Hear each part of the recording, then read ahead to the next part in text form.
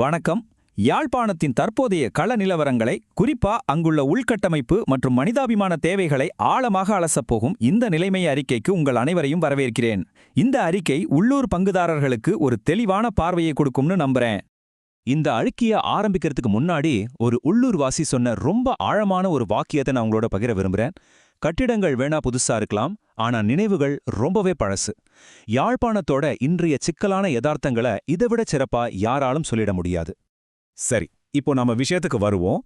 வெளியில இருந்து பார்க்கும்போது யாழ்ப்பாணம் ரொம்பவே மாறிட்ட மாதிரி தெரியும். எங்க பார்த்தாலும் புதிய உணவகங்கள், பல்கலைக்கழகங்கள், டிஜிட்டல் வணிகங்கள்னு ஒரு நவீனமயமாக்கல் நடந்துட்டு இருக்கு.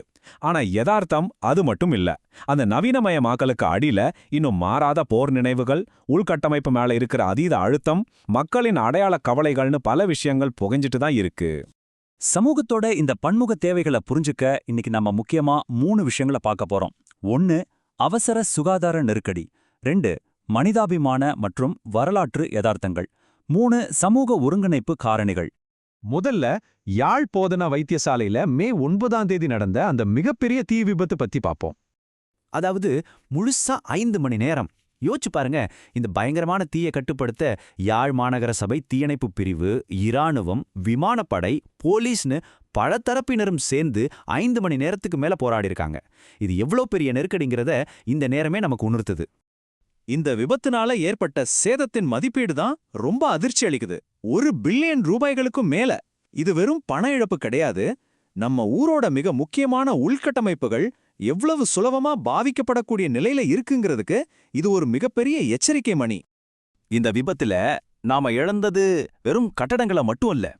புற்றுநோய் சிகிச்சைக்கான அத்தியாவசிய மருந்துகள், விலைமதிப்பற்ற அறுவை சிகிச்சை உபகரணங்கள், அவசரகால மருந்துகள்னு எல்லாமே தீக்கிரையாகிடுச்சு. இது நம்ம மருத்துவ சேவையில உடனடியா ஒரு பெரிய இடைவெளியை உருவாக்கியிருக்கு. இப்போ இதுல 2 விதமான பார்வைகள் இருக்கு. அவசர மருந்துகள் கொழும்புலிருந்து உடனே வருது, நோயாளிகளுக்கு எந்த பாதிப்பும் இல்லைன்னு மருத்துவமனை நிர்வாகம் தரப்புல சொல்லப்படுது. ஆனா களத்துல வேலை செய்யற சுகாதார பணியாளர்களோட யதார்த்தம் கொஞ்சம் வேற மாதிரி இருக்கு. ஏற்கனவே மருந்து தட்டுப்பாடு, உபகரண பராமரிப்பு சிக்கல்கள் இருக்கிற இந்த சூழ்நிலையில இந்த விபத்து நிலைமையை இன்னும் மோசமாக்கிடுமோன்னு அவங்க கவலைப்படுறாங்க. சரி, அடுத்து நம்மளுடைய 2வது பகுதிக்கு போவோம். மனிதாபிமான மற்றும் வரலாற்று யதார்த்தங்கள், குறிப்பா மக்களின் கூட்டு நினைவேந்தல் நிகழ்வுகள். மே 18 ஒட்டி நடக்கிற முள்ளிவாய்க்கால் ஊர்தி பேரணியை எடுத்துக்குவோம். திலிப்பன் நினைவிடத்துல ஆரம்பிச்சு கொட்டுற மழையிலையும் வடக்கு கிழக்கு முழுக்க பயணிச்சு கடைசியா மே 18 அன்னைக்கு முள்ளிவாய்க்கால போய் சேருது இந்த ஊர்தி. வழியில சிவில் சமூகத்தினரும் அரசியல்வாதிகளும் இணைந்து பொதுமக்களுக்கு முள்ளிவாய்க்கால் கஞ்சி வழங்குறது ஒரு ஆழமான மனிதாபிமான நிகழ்வா பார்க்கப்படுது. அதே போல உள்ளூர் சமூக மட்டத்துல என்ன நடக்குதுன்னு பாத்தீங்கன்னா, வலிகாமம் தெற்கு பகுதியில மலரஞ்சலி செலுத்தி முன்னாள் எம்பி எம்.ஏ. சுமந்திரன் நினைவு தீபத்தை ஏற்றி வைக்க மக்கள் ரொம்ப அமைதியா அஞ்சலி செலுத்துறாங்க. இது மக்களோட கூட்டு துக்கத்தோட வெளிப்பாடுன்னே சொல்லலாம். இப்போ ஒரு கணம் எல்லாரும் இந்த எண்ணை கவனிங்க. 1,69,996. இது வெறும் புள்ளி விவரம் கிடையாது. தொண்டைமானாறு செல்வசந்நிதி முருகன் கோவில்ல நடக்கிற சிறப்பு பூஜைகள்ல நினைவு கூறப்படுற காணாமலாக்கப்பட்ட தமிழர்களோட எண்ணிக்கை இது. இந்த பிராந்தியத்தில் இருக்கிற உணர்வுபூர்வமான சுமையோட ஆழத்தை இந்த ஒரு நம்பர் நமக்கு ரொம்ப தெளிவா உணர்த்துது. இன்னொரு பக்கம் செம்மணி மனித புதைக்குழி அகழ்வாராய்ச்சி சர்வதேச அளவிலேயே கவனத்தை ஈர்த்திருக்கு. பலத்த மழை பெய்யறதுனால பணிகள் பாதிக்கப்பட்டாலும் அந்த குழந்தைகள் உட்பட மனித எலும்புக்கூடுகள் தொடர்ந்து கண்டுபிடிக்கப்படுறது பெரும் அதிர்ச்சியை ஏற்படுத்துது.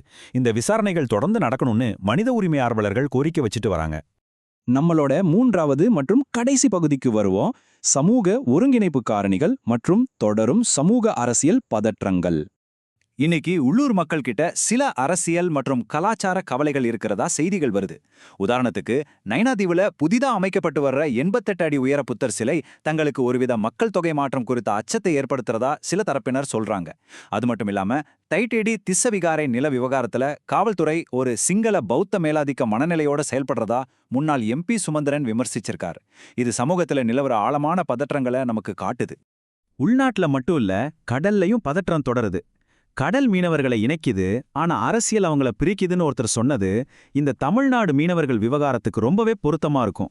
இது வெறும் கடல் எல்லை பிரச்சனையோ இந்தியா இலங்கை ராஜதந்திர பிரச்சனையோ மட்டும் இல்ல, உள்ளூர் மீனவர்களோட அன்றாட வாழ்வாதாரத்தோட நேரடியா சம்பந்தப்பட்ட ஒரு விஷயம்.